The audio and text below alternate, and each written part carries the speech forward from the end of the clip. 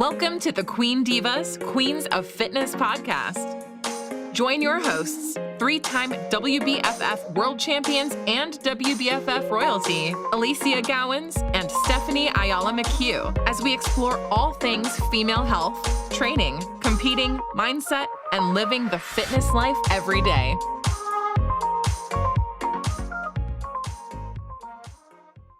Okay, so backing on from our last episode of the Queen Divas podcast, where we talked about, gain phase in our growing states, the things that we're doing, we thought it would probably be an opportune time to talk about the fact that stepping into those sorts of periods, you're going to be doing maybe different styles of training, different loads, different rep ranges, different, you're moving into a strength.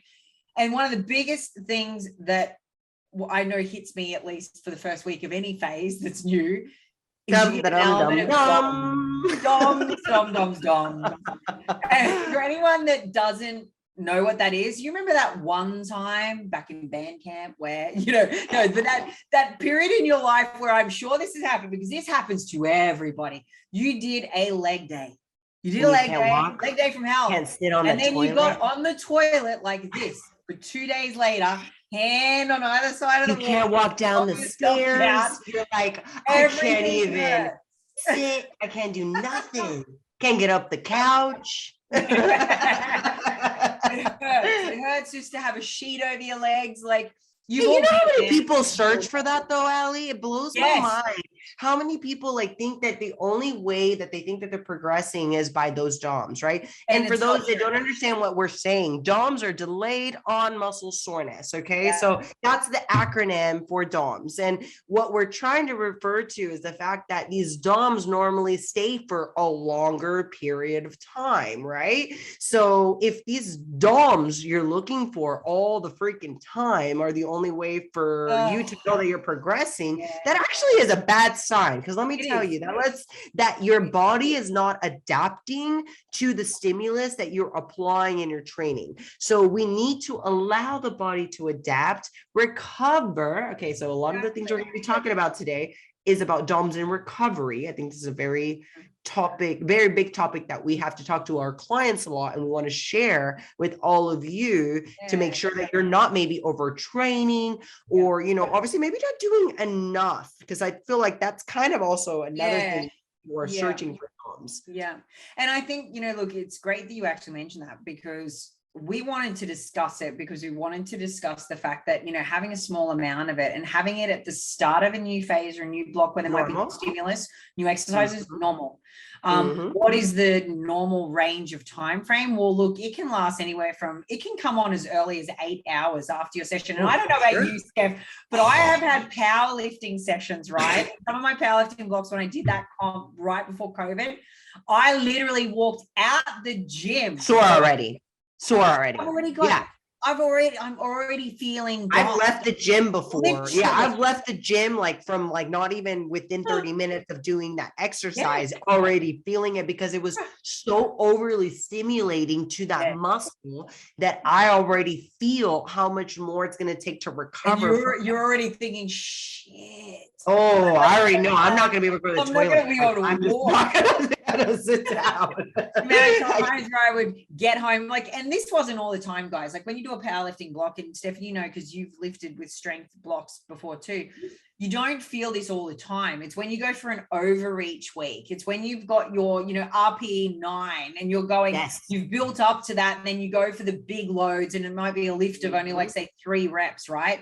It's when you hit that, and it's just this extreme central nervous system. Exactly what I was going to say. When your CNS system gets really taxed, and this really comes down. So if you're doing heavy squats, heavy deadlifts, right?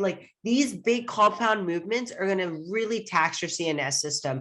And when your CNS system is taxed and you're going to an RP of 9 or 10, meaning max rep, max weight, you're going to really be feeling it. And that's really when we start feeling maybe that soreness will come on a lot sooner versus maybe that 24-hour delay or maybe 48-hour delay. I think this is another thing that some people are oh, I didn't get sore. It's been 24 hours. But then they don't get sore until 48 hours, which is actually quite normal, I think, in the case when your body's adapting. is your yes. 24 hours to 48 hours is a very normal range for you to get that soreness. But then let's talk about maybe it's staying a little longer, right? Like that's maybe not good. When it's not multiple days later, that's where you kind your of body is not adapting. It's not capable of it to adapt. Maybe your amount of energy, in I was just going to say, the first thing you might look at in that case is, okay, well, how trained am I? Am I completely new to the gym? So I might be overdoing it straight up. Also how new is this stimulus to me? Am I doing exercises I've never done before? Am I activating? Like it's a new block, it's a new training phase for sure. So that might also be impacting me. But lastly, and I think this is the thing that people just fail to contemplate is, am I actually well fueled? Because if I'm not well fueled and my diet is lacking and my energy availability is literally in my boots, I'm not going to recover anyway. And this is going to be a significantly... You need an abundance of calories to be able to actually fully recover. And if you're maybe in a deficit, mild deficit, or maybe just maintenance, your recovery may not be optimal, meaning you may need to supplement in a few things, which is actually one of the things that I would recommend for anybody that is maybe in a deficit or maybe not able to be above maintenance because you don't have that abundance of calories to help you recover. So muscle recovery is going to be really essential with essential amino acids, right? Like essential amino acids and protein are going to be the two things that are going to really help you recover much quicker. I would strongly recommend having creatine too. Oh, absolutely. Creatine's a great recovery method, and also endurance and strength, increase during your session. But as far as amino acids, I feel like either glutamine, collagen, or just regular essential amino acids, right? Like a good little mix is going to help you. But protein, that's the number one key here that's going to help you recover those muscles much quicker. And I think, a lot of people think that DOMS is literally just a lactic acid buildup, and that's not actually true. The exact mechanisms of DOMS isn't entirely perfectly understood, but what it appears to be is a product of inflammation. So it's basically microscopic tears you're making in your connective tissue, creating this inflammatory response, right? So people will go chasing this and think that, okay, well, that level of damage has to be there in order to have any kind of muscle growth. But there's more and more evidence to support that that's not actually the case, right? So we want muscle damage, yes. There needs to be periods where you're having overreach and you might experience this, yes, or it might be the start of a new block. So there is that initial DOMS phase, yes. But you don't necessarily have to be chasing this and only this in every single session. And if it doesn't burn, it's not working. I would argue that if that's what you're getting in every session, you're probably doing junk volume. You're probably doing a junk amount of volume with exercises that give you a burn, like booty banded based, stuff. That's exactly what I was going to mention. It gives you a burn, sure, but that does not equate to actual specific muscle growth. That feeling does not give you gains. It comes down to properly progressively loading. I think that one of the things that we really neglect is just thinking like, oh, I got to do more volume. Because I understand volume is normally going to be a good way for us to just increase our rep range, right? With the same amount of weight and increase maybe the DOMS through there. But DOMS aren't really going to come through that as much as weight increase. If you've increased your weight from what you've been doing in the past, that normally sends you that bigger shock of soreness, whether if that was maybe one lift that you did and you increased weight and you hit a PR, you might feel DOMS from that muscle movement. So it's more about understanding, am I actually loading volume, to expand the muscle? Am I increasing the load? Meaning, am I actually increasing weight? All these things play a big factor. Increasing weight is normally one of the easier ways to feel DOMS if you're actually trying to feel them. But if you're trying to just, let's say, grow and think of DOMS as like a factor that's going to give you the fact that you're actually growing, no, it's not the fact that you're growing. It just means that you've hit a stimulus that you're not used to and that you need to adapt to. So for me, I don't necessarily look for soreness every session. If it's the same exercise I'm used to hitting, Yeah, correct. I actually look for something I can recover quickly and increase without getting that muscle soreness. So muscle soreness is great. And I get that a lot of us relate to it as a good feeling, because I think a lot of us at the beginning of our journey, we're like, soreness is great. Like, well, at the beginning, it's kind of like, oh, this sucks. Like this shit hurts. Have you noticed though, over your years, as you become progressively more and more of an advanced trainee, you don't experience it. You just experience it like you once did. As often. Get it in, but not as often. Talked about, where it's like this random overreach, massive strength, where you're lifting, you're ripping shit from the ground. That's, you know, you're doing PB type stuff. That's where you might get it. And even then you don't get it crippling you like you did back in the days where the toilet was this situation once again.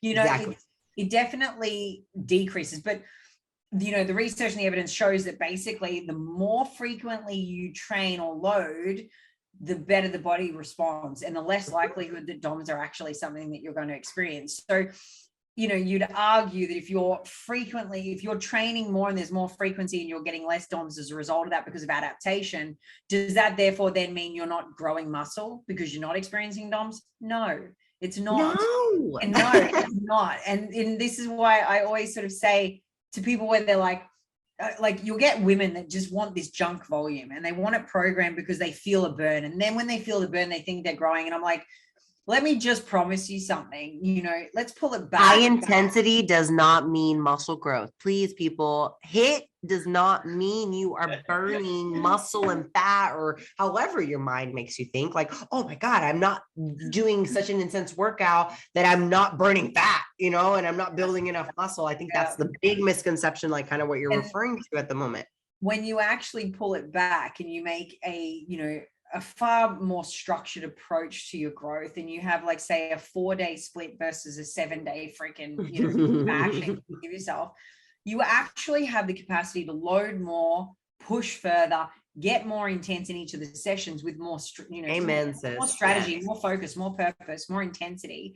And then you have greater time to recover. And what you're actually getting then is this ability to have, ultimate tears, ultimate muscle damage with recovery that allows for better growth, right? So I would always argue, challenge yourself if you have a misconception that, pain equals growth, because it really doesn't. Like this whole concept of burning is not, shown. There is absolutely no evidence to support that burning or feeling burning in your muscles going to equate. It's actually opposite. They've shown that it's hurting you. It's hurting your nervous system. You can't adapt. You can't recover. Recovery is a part of us growing. When we're just trying to grow, how is the muscle really going to grow if you don't allow it to recover, right? Like you're breaking it down, kind of how we're referring to those micro tears, right, Ali? Like you're saying, we're micro tearing it. It's really feeling really, really tired. It's not getting that, recovery, which is normally why we feel the DOMS, but we're not eating enough food. And when you think, right, I don't know if you've ever thought about this, when you think about the situations or mechanisms where people have, severe DOMS. So when you're looking at marathon runners, when you're looking at sprinters, when you're looking at triathlons, because if you've ever done a triathlon, I used to do triathlon, holy shit, the DOMS are fucking real. And you're literally sore for days, right? If you're performing nervous system, that is so they're all really high DOMS based, sports. Do you look at any of those sports and consider them to be mass growing, jacked kind of athletes? No. I don't know a single marathon runner that has an Arnie physique. You know what I mean? Like, so it kind of almost makes. And I've coached Boston marathon runners. I've coached some big marathon runners over here. I've coached some triathletes, and let me tell you, their body types is very different. Exactly. And their calories that they have to intake has to be through the roof to not burn through muscle, because of how much they're actually expending and how much they're taxing their CNS system. So yes, like, oh my God, I really, really implore for anybody that's trying to just search for soreness or expenditure or a number when they're training, right? Because I feel like some people even try to look at a calorie expenditure for resistance training, which I find is the most idiotic thing, honestly, because that is just dumb to me, right? Like, it's just you're training to build muscle, not to burn calories. The muscle you're building is going to burn calories for you. It's not that you need to burn calories while you're building the muscle or while you're trying to resistance train. You need to actually resist the weight, which would mean controlling your heart rate, right? Like, so a weight that you can control versus something that you can't control, like those higher weights that you're just rushing the weight through the range of motion. Yeah, you're probably going to get some DOMs through there. But if you actually control weight leading up to a higher resistance, you're going to actually be able to not have the DOMs like that. And you are growing, you are expanding the muscle, but you're not going to be getting those DOMs because you're not going rapidly through a fast fiber twitch type of, fast twitch fiber that's going to give you this effect of like a different type of soreness, which I find those two fibers, when we're going through them, right, fast or slow, right, we're going to be experiencing different type of DOMs as well from the weight that we've lifted. I don't know about you either, but man, when you have those really bad DOMs days, it doesn't motivate you to go into the gym and train, and you can't go into the gym and get actually the level of intensity out of your next session. Like, it hurts you. Outputs. It hurts you. They think a high level of soreness is a badge of honor, or this mechanism for gains, but it's really not. Like high levels of soreness are actually considered to be quite detrimental because it's a sign that you're not effectively recovering. The body can't even repair itself adequately. So how does muscle grow? Tear, repair. Tear, repair, exactly. But can I say one thing that I find a lot of people will get just in this victimology type of mentality, like, oh, I'm sore, I can't go to the gym, because I've had that too, right? Like, they're like just so scared to go hit a weight because they're so sore. I'm like, look, you got to kind of overcome soreness, right? Through actually getting blood flow into that muscle. Especially when you're in new training, because exactly what I'm referring to. Like, so bad. I related to that when I kind of got out of post-COVID, when I had to deal with COVID and I couldn't train for a month, and it was literally 4 weeks.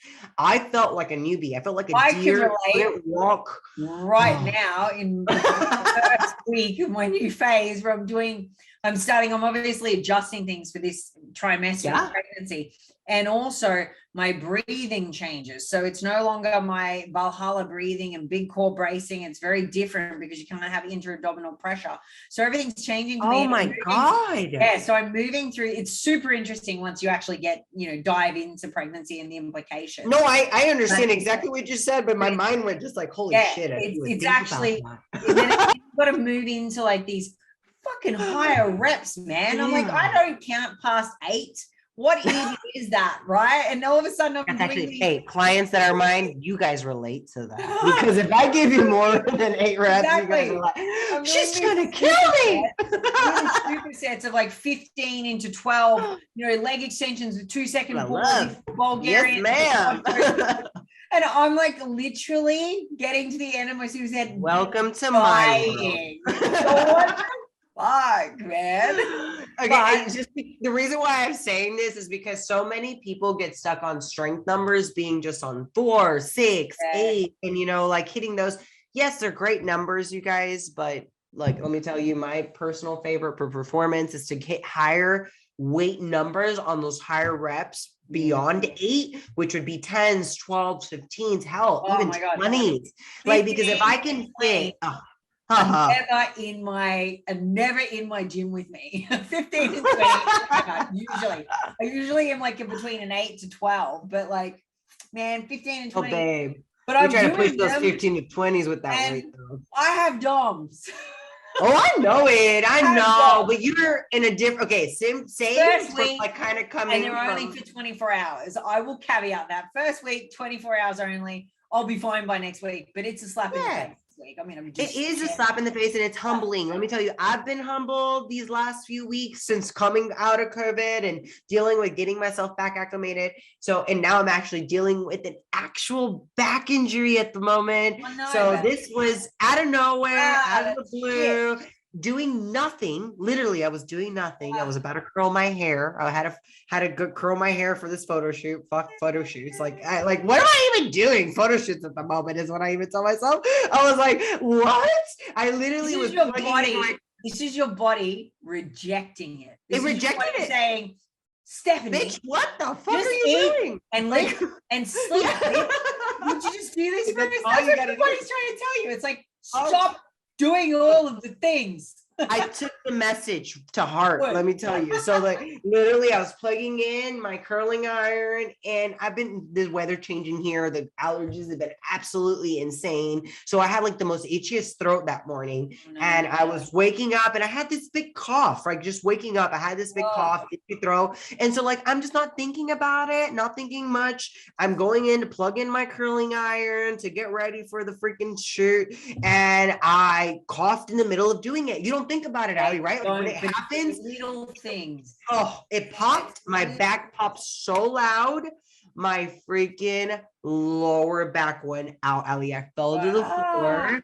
Fell to the floor. Couldn't walk for 2 days. Man, I feel you because this is my whole life. For the last, okay, Ali, I thought of you.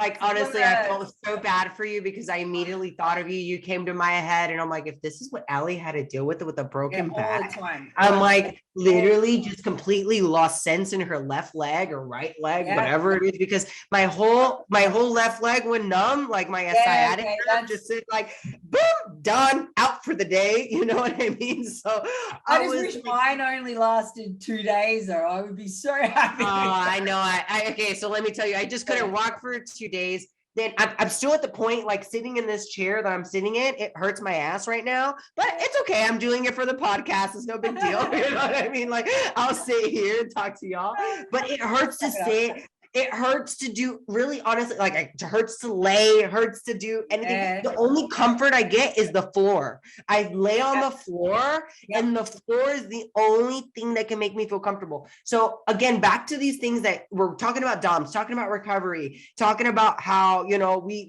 want to feel better, but DOMS actually put us in a worse position. It puts us set as a setback rather than, you know, obviously propelling forward. If your exercises are constantly giving you DOMS, you are not recovering, you're not eating properly, you're probably not getting enough fuel, you're not having an abundant amount of protein and carbohydrates to help you recover and repair those muscles. But making sure too that you're actually going through the full range and stretching and doing mobility, because I find that these are the things that right now at the moment are the only things I can do. I can't do absolutely any legs. I can't do really anything core stabilized. Like I can't do anything with stability. I could barely walk. I mean, I'm barely at the moment where I'm fine walking, just like with a little like hunchback. You know, Ali relates to this, okay? Like Ali gets what I'm saying. Like I'm walking with the hunchback, like kind of like Carrie makes fun of me because I'm like walking like a penguin, you know, like I'm just, you know, doing my best to recover, but I'm focusing on stretching and mobility. That's my day-to-day, what I've done every single day since I got injured to my ability. I've been trying to go through some stretches, go through, you know, obviously just some little bit of foam rolling, a little Theragun, you know, just doing Epsom salt baths. These are all things. So anybody that's dealing with maybe a little injury or maybe or even DOMS, longer DOMS, that's actually kind of what release the tension, release that soreness from the muscle and the tightness from the muscle, because right now I have some lower back lumbar, you know, muscles that are just extremely tied up and knotted up, and my sciatic nerve is really feeling it. So I'm having to do a lot of different mobility exercises to release the tension, release the muscles around it, to make me feel better. So make sure you are doing some of these things to help you recover, such as stretching, foam rolling, Epsom salt baths, a Theragun, massage therapist, right? Like doing some rehab work. I've even been seeing somebody to do some like cupping, you know, their Graston technique is a lot of like a scraping technique. Oh my gosh, the scraping is amazing, I find. It does. It hurts like hell, but it really is effective. So anyone that's willing to endure any of those type of recovery techniques, go for it. These are just, some tips and things that are going to help you. But remember that DOMs aren't going to be the thing to be looking for all the time, but they are normal within a new training block phase or some new exercise that you're actually trying out. Recovery tips, Allie, what are some of your favorite tips for recovery? Look, for me personally, I think it's going to be about not staying stagnant. So the worst thing you can do is staying put, becoming immobile, right? That's yes. like the worst. 100, right? Ding, ding, ding. Please listen to that, y'all. Light moving, light walking, a little bit of list will help. I think cardio is not the enemy when you're sore. I think so many people are like, I can't get on this. Avoid all movement. It's the worst thing you can do, right? So I think keeping up some gentle movement. I also think, if you're moving into something and you're completely new to it, listen to the body and pull back a little bit on your effort for the next couple of sessions until you can slowly start to increase.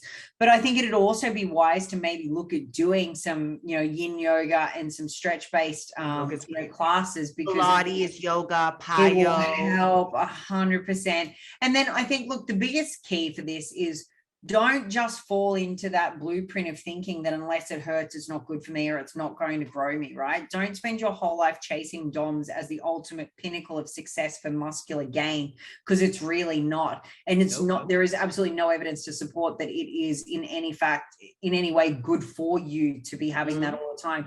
You want to be looking at the things that do matter for muscle gain, which is my sleep quality and sleep length, my food intake being an energy balance and or slight surplus, that I'm having adequate rest days, that I'm adequately loading, that I am, periodized in my training and I'm progressive in my loading. So I'm not just jumping straight into an RP of 9 in my first week. You kind of start at an RP of 6.57 and each week you progressively work your way to an over each week, right? End out the block just after an overreach with a deload, move into the next block. It's how you allow the body time to recuperate post this big smashing, this big, microscopic tear, muscle damage based overreach session. You allow it time to heal and recover before you go into the next stimulus, right? So as you get progressively more advanced, that's kind of how I would definitely approach the training. But I think, Steph's right, making sure that your basics are being met, that you've got essential amino acids during your training sessions, you're taking creatine, because everyone at any age, any shape we of all life need it. Take creatine for the rest of their life. We all need it. There's so many benefits of it. I think making sure you've got enough, zinc and magnesium, making sure that, again, you are looking at full base of food, so you're not just dirty bulking with all this processed crap, but you're actually making sure you're still hitting 3 to 4 serves of vegetables, 2 to 3 serves of fruit. You're hitting your micronutrients, which are important for all of the physiological functions of the body, including repair and recovery. So building muscle. if you focus on those basic blueprint foundational mechanisms for growth, you stop restricting yourself and you actually get, which our last whole podcast recording was on it, get comfortable with pushing the limits of comfort, you will grow. And you know what? We didn't mention once about having DOMs last session because we didn't, because it's a whole topic on its own. I feel like so many people just search for the DOMs, and maybe on the other spectrum, we actually have those that don't get DOMs. They avoid it. They avoid it because exactly they're not pushing the limits. They're not progressively loading. So if you're that person that maybe it's been like a few months, like if it's months since you've got DOMs, you are most likely in a position where you're too comfortable with your training. So you definitely need to uptake those weights, go up a little bit more, maybe in your sets, in your reps, and push yourself there. But if you're constantly looking for DOMs every week, you guys, please do not, that is the thing off the charts, off the window that you need to be looking for. But if you're someone that it goes months, several months at a time and don't get DOMs, then we're at a point where we're just holding ourselves back. We're just not pushing ourselves. You could also be at risk of, overtraining. There could be, other things going on. Right. You're not recovering enough. Absolutely. You're doing it 7 days a week. you're under eating, you really clearly can't recover. Or guess what? You're just not pushing that weight. You're not pushing maybe the training block to where it should be, meaning like you're not hitting the certain muscle groups that should be hitting. Like let's refer to some guys, they love to just hit chest, buys, and tries. And like that's just like all they hit, right? Like that's like literally Friday.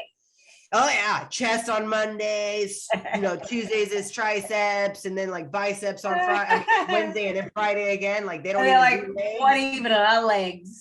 Yeah, what is back and legs? They don't even do back or legs or nothing. Like it's just kind of like all anterior anyway. So it's like a different approach to training. So if maybe you're that individual that doesn't hit certain muscle groups, right? And you're not getting DOMs that way, just make sure you're hitting everything. No matter even if you're only trying to grow a certain muscle group, you've got to train everything. You still need to train everything, yeah, exactly, for overall condition and structural balance, right? So definitely don't want to completely it's like food. You don't want to remove a food group, you don't want to remove a body part. Everything should be touched over at least at some point. But I guess the aim of this is to say that soreness in the start of a stimulus, in the start of a phase, completely normal. Soreness in an overreach and where we're really taxing ourselves, yes, completely normal. Soreness that goes on for days and months and on and doesn't progressively improve, probably going to be an issue here somewhere, and there are a few areas that need to be addressed. For sure. Muscle growth does not rely upon, is not defined by, and is not correlated directly to muscle soreness. So don't go chasing DOMs. You'll waste your growing life. You just adapt. Adapt, get to that training phase, adapt to it, add surplus of food, add abundance of aminos, stimulus. Yes. And make sure you are having enough stimulus every time that is effective for you. Everyone's at a different stage. Everyone has different muscle. We all have different backgrounds as far as, our athletic background, so just make sure you're pushing it to your limit, not to someone else's limit, just because someone else lived 300 pounds or 150 kilos, whatever, we want to think. Doesn't mean that you got to lift it. Okay. Exactly. Like you've got to go to your limit, to your ability and your capacity, and keep tracking that. The best tip for anyone that doesn't know why they might be getting too much DOMs or not enough, let me tell you, it all begins with tracking your weights. Okay. Yes, so make sure you track those weights. You actually understand what you're lifting and start from there to where you can progressively load, or maybe scale back on the amount of training you're doing. Like Ali said, you're maybe overtraining. So calculating your days, your sets, your muscle groups, how frequent you're hitting those muscle groups is going to really entail how much you're going to be recovering and getting DOMs. So these are all things that really matter for a fitness journey, for anyone that's trying to grow or going to a deficit, because too much DOMs in a deficit is also a bad thing. So it's not just in a growing phase that we're talking about. You're breaking down on too much breakage, for sure. Well, I hope you guys got something good out of this one. I think some funny memes and some funny, stories on DOMs, maybe some toilet. Dom. Would be great. If you want to share them and then tag us, I'm sure we're going to have a good giggle, then share them with everyone else for a good giggle. But I think, look, we'd love to hear about some of your biggest DOM failures, and maybe even some of the times where you've avoided DOMs completely because of fear of pushing yourself. Because we do see that too, right? So you want some, and you just want to understand where the threshold is for the good level, and that you do not need to chase them all year round. And they, junk volume does not equal great growth. So make sure they're all effective reps. They're full of effort and they're intentional, and making sure you're tracking that weight. You know what you're lifting, you know exactly what your RPE is, and we're going to be able to grow and not have too much excessive DOMs, but have enough. So it's a good balance. It's a good balance to recovery. So I hope you guys learned stuff about DOMs. I'll be reporting about how bad my DOMs were and how good they've got next week with week 2. Well, let me tell you, I'm going to be getting some DOMs because I can't train legs right now. So when I get to train legs again, I'm going to be getting some serious DOMs when I get back. So I look forward to it though. So y'all share and let us know how you guys, want to see more topics. We have some really cool upcoming guests coming. I'm really excited for them.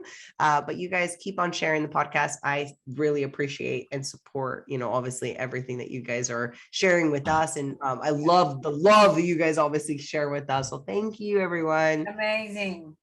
Thank you, everyone. So good to see you, Steph. Bye, babe. Bye, everyone. Talk to you guys later. Adios. Bye. Thanks for tuning in to another episode of the Queen Divas, Queens of Fitness podcast. Make sure you follow us on Instagram at Queen Divas Pod, on Twitter at Queen Divas 4, and follow our hosts on Instagram, Alicia at Alicia Gowans _WBFF Pro, and Steph at Stephanie Ayala 7. See you all next week.